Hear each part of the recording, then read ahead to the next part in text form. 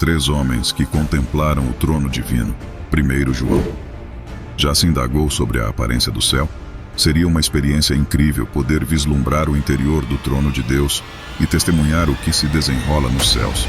João foi agraciado com essa oportunidade e registrou o que presenciou durante sua estadia no Apocalipse, capítulo 4, versículos 1 a 3. Depois disso, observei, e eis que uma porta se encontrava aberta no céu. E a primeira voz que ouvi, como o som de uma trombeta falando comigo, disse: sobe para cá, e eu te mostrarei o que deve ocorrer depois destas coisas. Imediatamente, estava em comunicação especial com o Espírito, e eis que um trono estava no céu, com alguém assentado sobre ele. Aquele que estava assentado tinha uma aparência semelhante a jaspe e sárdio, e um arco-íris estava ao redor do trono, assemelhando-se a uma esmeralda. Lemos que havia um trono. O trono é o ponto central desta visão, pois o que impactou inicialmente João foi o trono ocupado, e tudo o mais é descrito em relação a esse trono, que foi o ponto focal de sua atenção. Observamos que alguém estava assentado no trono, não há trono vazio. Há alguém que está assentado neste magnífico trono celestial. O trono é uma declaração poderosa não apenas da presença de Deus, mas também de seu legítimo reinado soberano e da prerrogativa de julgar. Em vez de definir uma forma ou figura precisa, João descreveu emanações de luz cintilante em 2 cores: jaspe branco, equivalente a um diamante, e sárdio vermelho. Em Apocalipse, capítulo 4, versículos 4 a 6, lemos que ao redor do trono havia 24 assentos, e vi sentados sobre os assentos 24 anciãos vestidos de roupas brancas, com coroas de ouro em suas cabeças. Do trono saíam relâmpagos, vozes e trovões. Diante do trono ardiam 7 lâmpadas de fogo, representando os 7 Espíritos de Deus. Havia também diante do trono um mar de vidro semelhante ao cristal. No meio do trono e ao redor do trono, 4 seres viventes, cheios de olhos na frente e atrás. Antes mesmo dos anciãos chamarem a atenção de João, ele já havia notado os assentos nos quais eles estavam sentados. Os anciãos ocupavam assentos em tronos menores ao redor do trono principal. Qual é o papel desses anciãos? Há uma discussão entre os crentes sobre se são pessoas glorificadas ou criaturas angelicais. Certamente o povo de Deus parece ser representado pelos anciãos. Quando consideramos todas as coisas, vislumbramos visões impressionantes e temíveis no trono de Deus.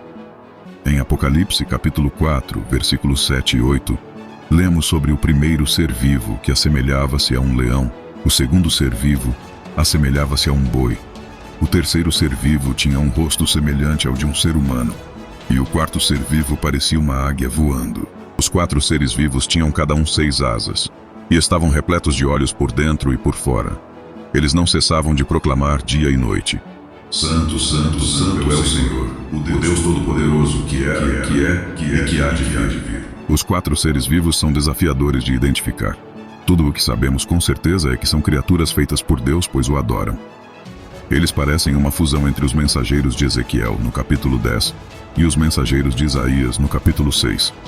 O versículo 7 menciona os querubins, enquanto o versículo 8 menciona os serafins.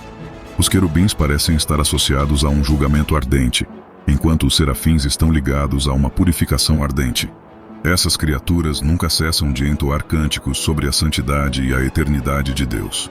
Em Apocalipse, capítulo 4, versículos 9 e 10, lemos que quando os mensageiros prestavam glória, honra e agradecimento àquele que estava assentado no trono, ao Deus que vive para sempre, os 24 anciãos se ajoelhavam diante daquele que estava assentado no trono, adoravam o Deus que vive eternamente e lançavam suas coroas. Diante do trono, sempre que os mensageiros reverenciam o Eterno no trono, os anciãos se ajoelham, adoram o Deus eterno e lançam suas coroas.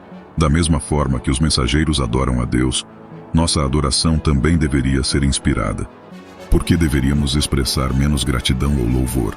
Será que entoamos louvores tão livremente quanto os pássaros? Tu és digno, Senhor e nosso Deus, de receber glória, louvor e poder, pois criaste todas as coisas, e por tua vontade elas existem e foram criadas. Devido ao poder criativo e à grandiosidade de Deus, os anciãos o adoraram. O fato de Deus ser o Criador concede a ele todo o direito e domínio sobre tudo, assim como um oleiro tem completo direito e domínio sobre o barro. Romanos capítulo 9, versículo 21. Ou não tem oleiro poder sobre o barro, para da mesma massa fazer um vaso para honra e outro para desonra? Esta passagem nos prepara para o que está por vir.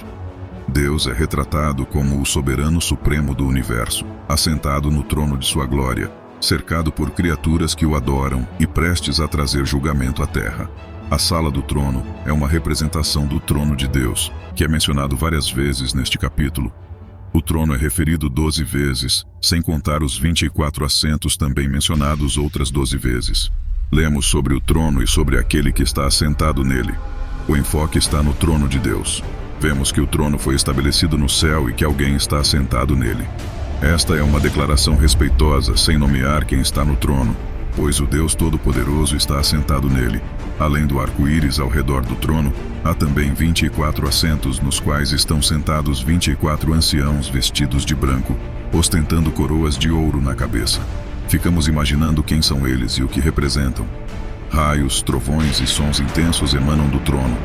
O trono e a pessoa que está nele são retratados como muito ativos. Deus não está em repouso no trono, há movimento.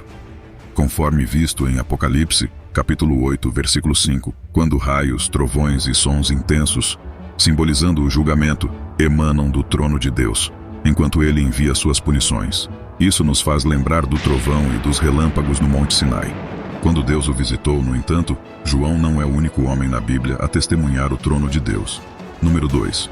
Ezequiel, no Antigo Testamento, descreve o lugar onde Deus governa. Ezequiel descreve uma cena semelhante com o trono. A profecia de Ezequiel não é um conto de fadas de outro tempo e lugar. Ele era um homem real que vivia em um lugar real e teve visões notáveis de Deus em um dia real. Ezequiel começou a profetizar quando Judá ainda era um reino independente, e a mensagem de Deus veio diretamente a Ezequiel, o sacerdote. O nome Ezequiel significa forte com Deus, ou fortalecido por Deus. Em Ezequiel, capítulo 1, versículos de 4 a 10, então, olhei e vi um vento impetuoso vindo do norte, uma grande nuvem com fogo brilhante ao redor, e algo semelhante a metal brilhante no meio do fogo. No meio dela, havia 4 seres viventes com a aparência de seres humanos, cada um com 4 asas e 4 rostos. Seus pés eram retos e pareciam patas de bezerro, reluzindo como bronze polido. Sob as asas, cada criatura tinha mãos humanas. Nas 4 direções, os rostos delas eram assim. Da frente pareciam humanos, da direita pareciam leões, da esquerda pareciam bois, e da parte de trás pareciam águias. Ezequiel primeiro notou um vento impetuoso vindo do norte. Ele viu 4 seres viventes, cada um com 4 rostos, asas, pés retos e mãos humanas sob as asas. Essas criaturas representam os atributos de Deus vistos na criação, sua majestade, poder, agilidade e sabedoria. O Senhor glorioso estava assentado num trono acima do céu. Havia uma roda, ou melhor, uma roda dentro de outra roda, ao lado de cada criatura. Essa visão da glória de Deus ocorreu antes do chamado profético de Ezequiel. Observe as semelhanças com o que João viu ao ler o livro de Ezequiel, capítulo 1.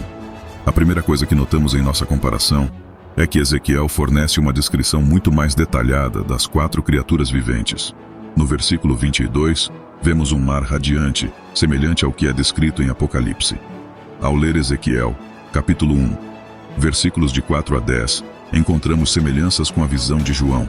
Ezequiel testemunhou um vento impetuoso semelhante a um tornado vindo do norte. Isso inicia a ilustração de Ezequiel, que pode ser a visão mais singular e precisa de Deus na Bíblia.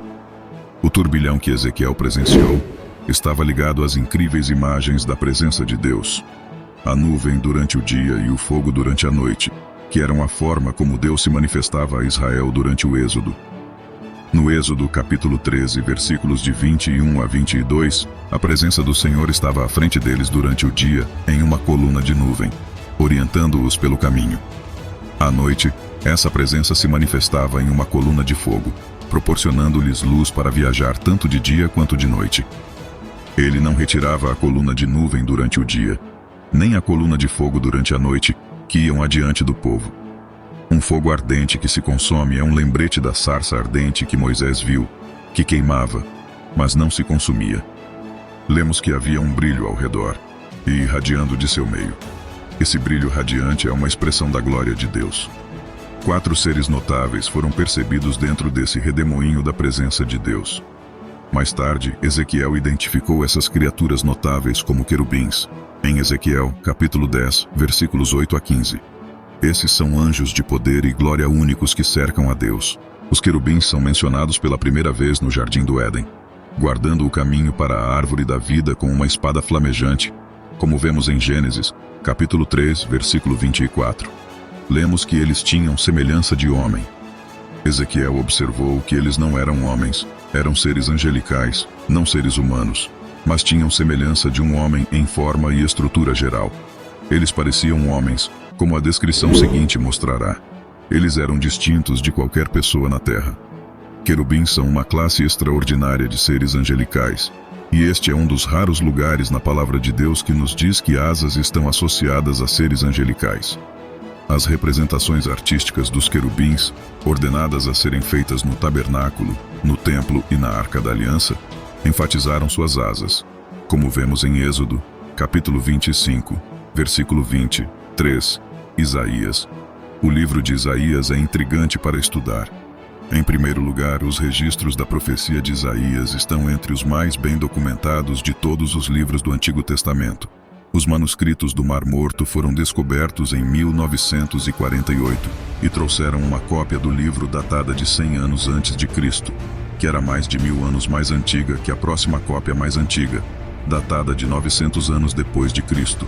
Na época, o trabalho de tradução da versão revisada da Bíblia estava sendo concluído, mas o trabalho foi interrompido enquanto esses documentos eram verificados.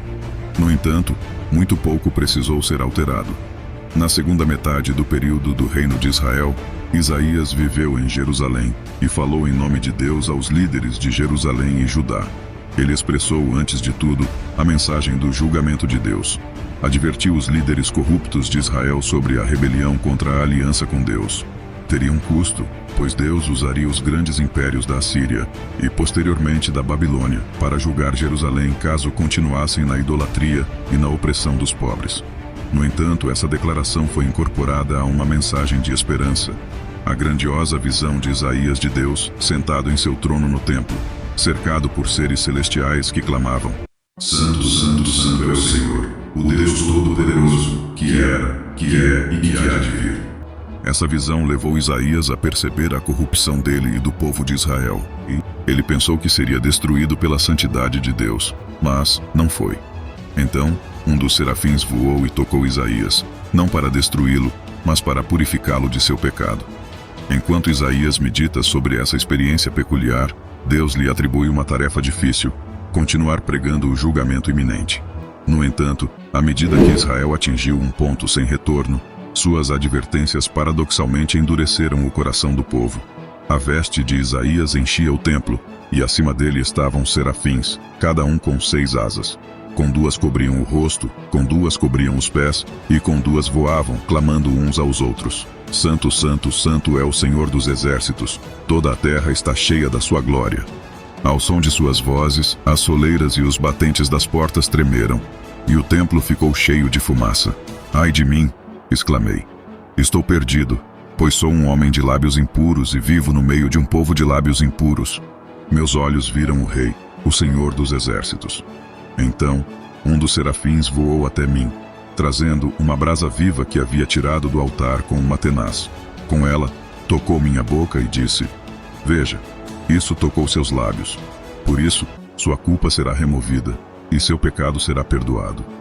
A expressão Santo, Santo, Santo aparece na Bíblia 2 vezes, uma no Antigo Testamento em Isaías, capítulo 6, versículo 3, e outra no Novo Testamento em Apocalipse, capítulo 4, versículo 8. Ambas as vezes, essa expressão é proferida ou entoada por seres celestiais em uma visão de um homem sendo conduzido ao trono de Deus, primeiro pelo profeta Isaías e posteriormente pelo apóstolo João. A santidade de Deus é o atributo mais desafiador de entender. Entre todos os atributos de Deus, a santidade não é algo que já temos por natureza, só nos tornamos santos por meio de Cristo. É uma santidade que nos é concedida somente por meio de Cristo, quando nos tornamos justos diante de Deus, como afirma em 2 Coríntios capítulo 5, versículo 21. A santidade de Deus é o que o torna único entre todos os seres, o que o separa de tudo mais. A santidade de Deus vai além de sua perfeição ou pureza imaculada. É a própria essência de sua singularidade, de sua grandeza transcendente. A santidade de Deus reflete o mistério de sua grandeza e nos conduz a contemplá-lo com admiração.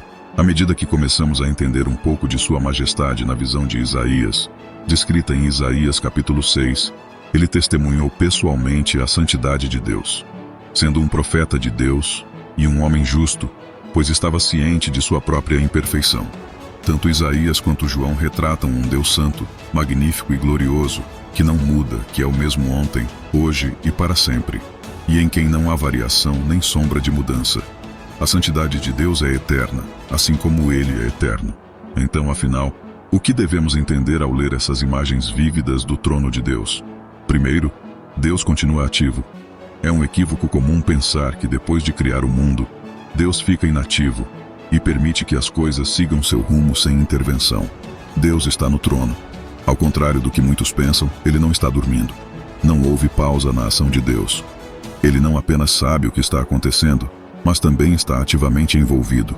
Os trovões e os clarões que saem de seu trono representam Deus exercendo sua autoridade e enviando julgamentos por todo o mundo. Contemple a majestade do Senhor. Assim diz o Senhor: o céu é meu trono, e a terra é o apoio dos meus pés. Que tipo de casa vocês podem construir para mim? Onde será o lugar do meu descanso? Minhas mãos fizeram todas essas coisas, e elas vieram à existência pelo meu poder, declara o Senhor. Mas este é o homem a quem olho, aquele que é humilde e contrito de espírito, e que treme diante das minhas palavras. Fique maravilhado com a grandeza do Senhor. Compreenda o que Ele requer de seu povo. Sendo o Deus Todo-Poderoso, Ele exige submissão de nós, um coração obediente que respeita suas palavras. Deus está no controle. Os capítulos 4 e 5 mostram os julgamentos de Deus sobre o mundo, levando-nos a uma perspectiva celestial e nos lembrando de quem governa na terra. Devemos adorar a Deus de maneira apropriada e permitir que Ele nos conceda as experiências que Ele considera gloriosas. A glória de Deus é o foco central da revelação que João recebeu. Mesmo os julgamentos que ele testemunhará honrarão a Deus e explicarão sua ação, em vez de apenas satisfazer nossa curiosidade sobre o futuro. Essa revelação busca iluminar sobre a magnificência de Deus. Amém.